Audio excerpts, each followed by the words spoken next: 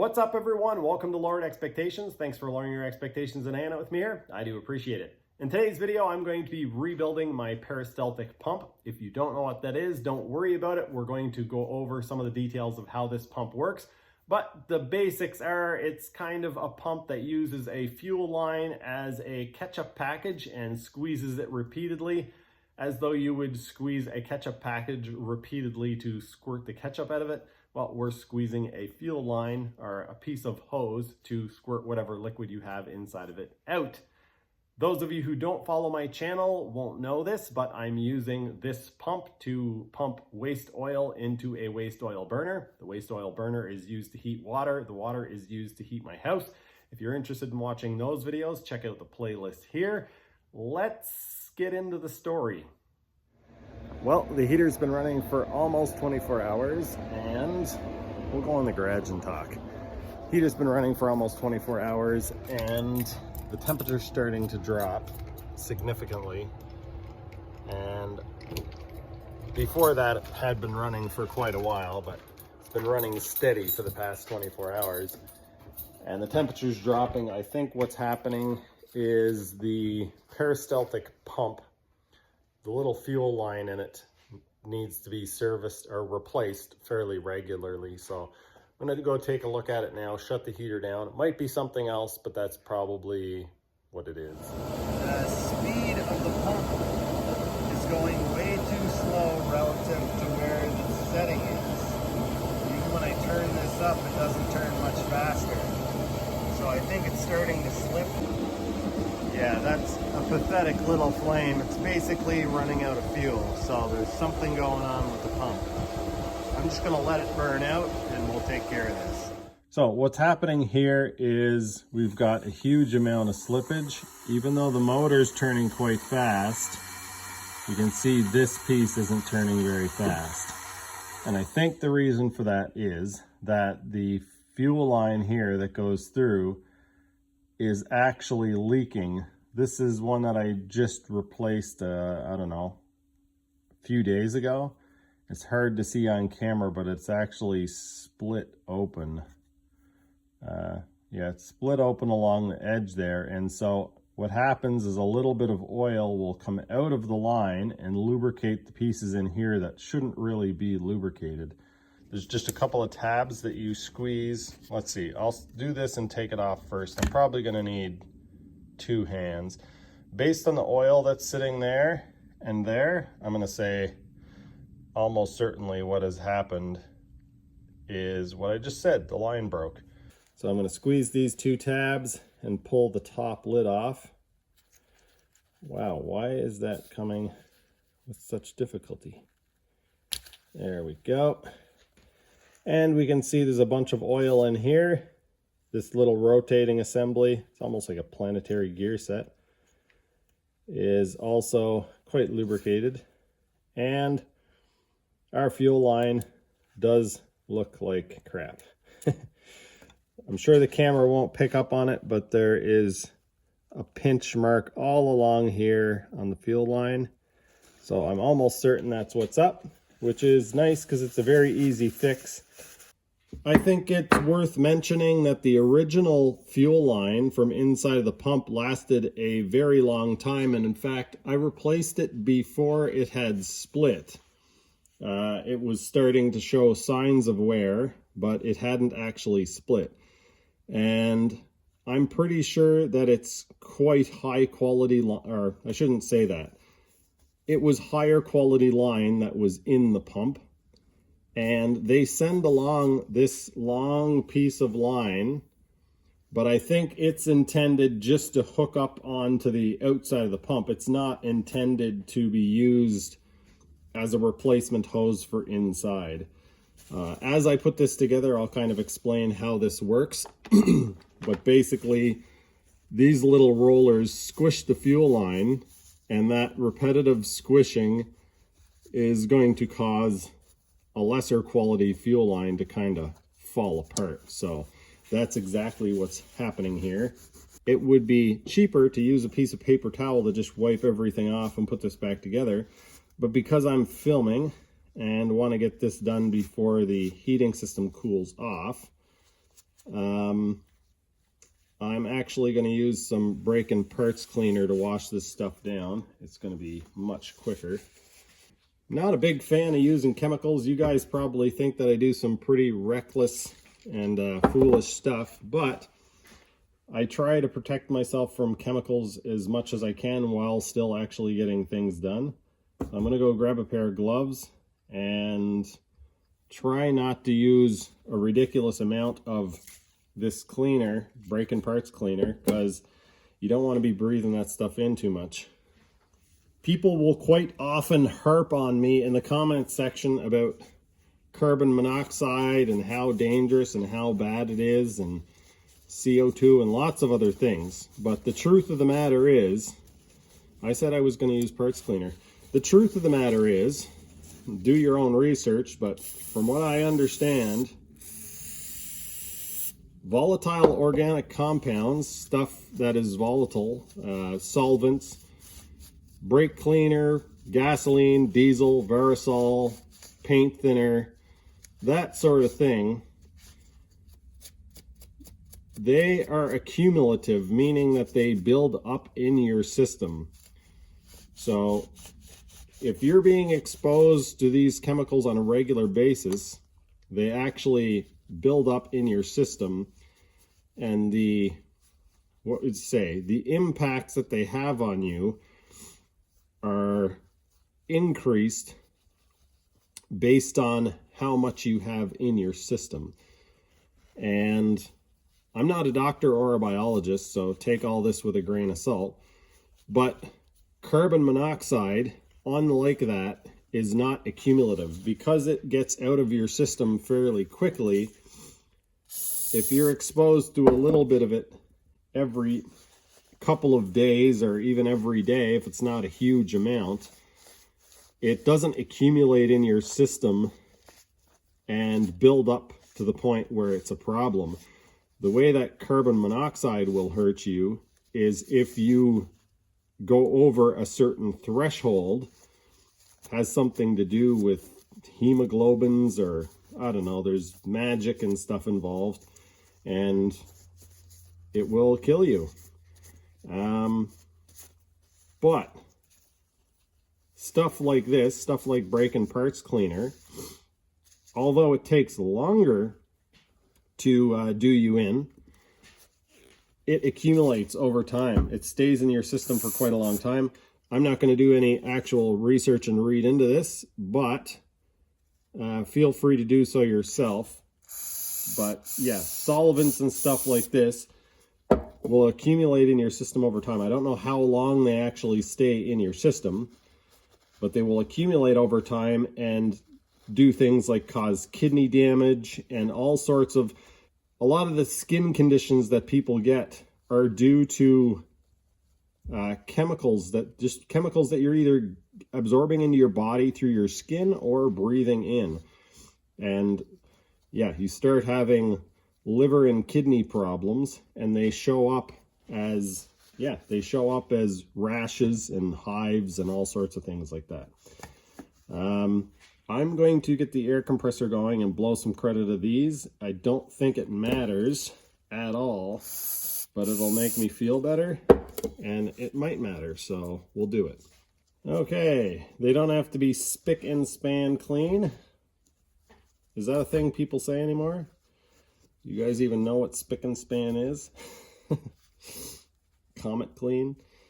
Anyway, I'm going to give the outside of these a little spray, and then we'll start putting this together. I'm not going to put the line in. I'm going to explain to you guys kind of how this thing works. It'll be pretty obvious, I think, once I start putting it together, but let's see, which way does this go in here?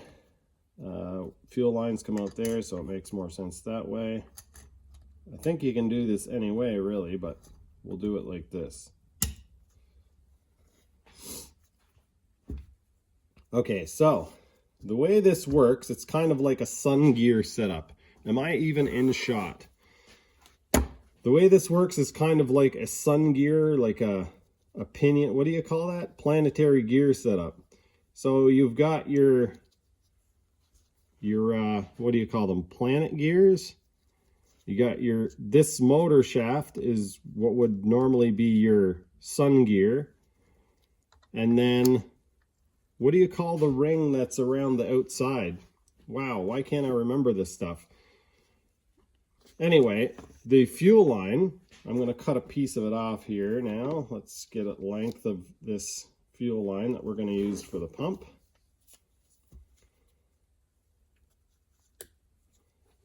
Some of you have already got it figured out how this works. The fuel line goes around the outside of these rollers and comes out here. It's held in place by these little clips that I'll put on in a second. And then the outside of the case goes around the outside of the fuel line. And what happens is the rollers actually roll, surprise, surprise. They go around and they squish the fuel line against the outside of this case, and so they pick up fuel. It's like squeezing a ketchup package. There's oil in the line, and they squeeze the line, and they go shh, and they push the oil out the other end. And while they're doing that, there's 3 rollers in here, so one is always sucking oil in, like 2 of them are basically acting on the fuel line the whole time. So it's pulling oil in as it's pushing it out. I don't want to add to the confusion here, so it's not like one roller is pulling it in and the other one's pushing it out. As the oil is getting pushed out, it's causing a low pressure behind it, which pulls stuff in. It's a pretty slick setup, and it would be the perfect setup for this if not for 2 things. One being the slippage of the shaft, so there's no actual gear on this shaft, and that means that if there's any extra load or any lubricant or oil or anything on the shaft, it can quite easily slip. I want to take this back off actually to mark up this shaft so it has a little bit of traction. Just take a pair of pliers, side cutters rather, and just make some little marks in the shaft to help them bite onto the plastic better. The plastic planetary gears. I'm not sure that's actually what you call those rollers, but that's what we'll call them. So I'm marking up the shaft a little bit, and then we'll put this on. And then we've got our little, I don't know what these things, retainers, we'll call them retainers. They look like they retain stuff. They fit into the housing like this. Getting this together is a bit of a trick too, because you've got to, yeah. Anyway, you guys will see. We'll do this together. But I'm getting better at it because 1, I've realized that I don't need to be super gentle. And 2, I've done it a few times now. So that goes in there. And now you can see the roller goes around, the rollers go around the inside and squeeze the hose like little ketchup packets over and over and over. So now the trick is you can't just slide that on there because the fuel line is compressed when it's in there. So you've got to do this fun game where you stretch the fuel line around the rollers.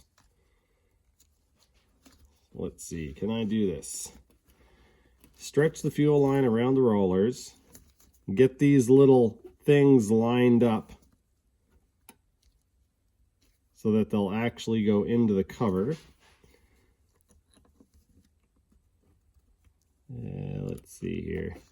Should probably put one in and then put the other in. Oh, that didn't just go together that easily, did it? No, not quite. So we're not, it looks like we're together, but we're not in on the front here. So, nope, we're slipping. But this is a pretty common struggle with this. I think what's happening is there's so much tension on the hose that it's shifting everything over to one side. Again, as I said, it's a bit of a struggle getting it together. If you don't have any tension on the fuel line, then it doesn't compress and you can't actually get the top cover on. It's a real balancing act.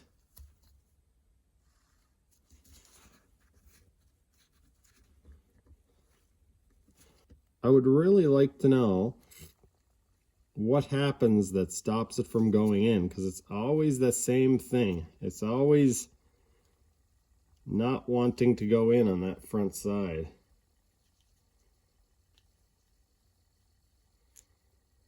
Maybe we'll figure out something here together today, folks. It looks like maybe if I get that roller in there,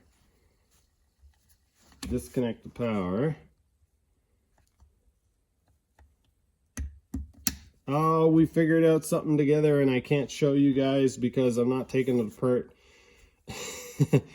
I think the way to do it is, I'll just do it again just to kind of prove to myself that this is the actual solution. So we'll go through how to replace the hose in your peristaltic pump. Okay, so you might just think, just slide it back together, but I don't think that's going to work. So here we go. We got the rollers on here, and I'll try to give you guys, I'll try to show you what I'm talking about, or what the actual problem was. Your pump might not be the same if you have one of these, but inside here, there's that little lip, and the top of these rollers, I didn't actually think of that, but the top of these rollers sit up in there and kind of almost engage with it. I kind of wondered how those little plastic pins didn't just break off, but the reason they don't just break off is because it's supported at the top. Put a little drop of ATF on each of these pins, and that'll make me feel better. I don't like, even though it's plastic and it's designed to run dry. Yeah, I'm doing something that I shouldn't do, basically, is what I'm trying to say here, folks. So let's see if we can repeat. Let's see if I can actually repeat this success and see if I've actually figured out how to rebuild a peristaltic pump. So there's a little lip in there on this cover, and that supports the top of these rollers. And when you have basically the force of the fuel line pulling, what happens is it pulls the rollers off to one side and catches on that lip. It's always catching here. But the easiest way to get the fuel line on over the rollers is to do this. So put the rotating assembly onto the shaft, pull a little bit of tension on this, and slide your little fuel line retainers into place. And now the fuel line is in there, the rollers are in there, but the rollers aren't actually up into that groove. So what I've struggled with many times now is trying to get the rollers up into that groove, but I didn't know that's what I was struggling with. So now what we're going to do is flip this over. I used my fingers last time, but you could use a small flat screwdriver or something. Basically what you need to do is move the roller assembly until you get it seated up fully into the cover. And I actually heard a little click when it went in last time, just like that. So I just a little pressure down with my thumb and pushed on one of the rollers. So pressure down with my thumb, pushed on the roller, and it popped up against the cover. Now we just need to slide this in place, making sure that it doesn't pop out of place. And boom, wow. It's taken me a while to figure that out, but here we are. And it is slipping. Okay, we're gonna, oh, there we go. I think I'm gonna pull this apart off camera and put some more marks on that motor shaft, but there's kind of a cheating trick here. I don't need to take the pump apart, so I guess I can do it on camera. You can pull the whole thing off just like that, and now I can put a little bit more aggressive marks, which is gonna help it's gonna help this shaft engage with the plastic. Two smooth surfaces rubbing against each other, not ideal for traction. And when you've got cold oil flowing through, a significant amount of resistance, and it leads to slippage. So we'd like to avoid that. I'm trying to think now how many days that line lasted, because it's getting cold here pretty soon. And when I say cold, it's going down to minus 24 Celsius. So I would like to make sure that this heater is running during that time. So, yeah. I may replace the fuel line again right before it gets cold, but probably not. I hope you guys enjoyed the video and maybe even learned something along the way. If you've got a peristaltic pump that has a problem, maybe this will give you the confidence to tackle it now. This wasn't intended to be its own video. This was going to be just a few clips that I was going to throw into one of my waste oil burner videos. However, I got thinking about it and thought, you know, this could be quite helpful to somebody. I didn't know what these pumps were just a few months ago. And so now I do, and now you guys do as well. Anyway, if you're interested in my other videos, again, links here. If you're interested in supporting me on Patreon, links in the description below. I will try to leave a link to this product on Amazon. As you guys see, they do need service. The line needs to be replaced. They're fairly accurate at dosing a specific amount of liquid, but I wouldn't really recommend using this particular pump for the application I'm using. I'm currently working on an upgraded fuel system. If you don't want to miss what that is, be sure to subscribe. And if you like the video, please remember to leave a like. That's going to do it for this one. Thanks for watching. See you next time.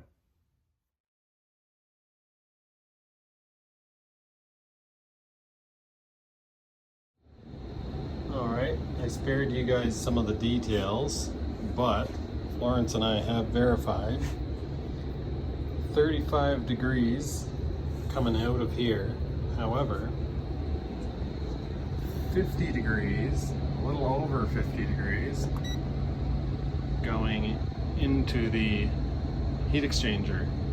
So the furnace is pulling out quite a bit of heat energy. I am pleased with that. That is a very nice temperature drop. I was only getting about 10 degrees when I was using the fan.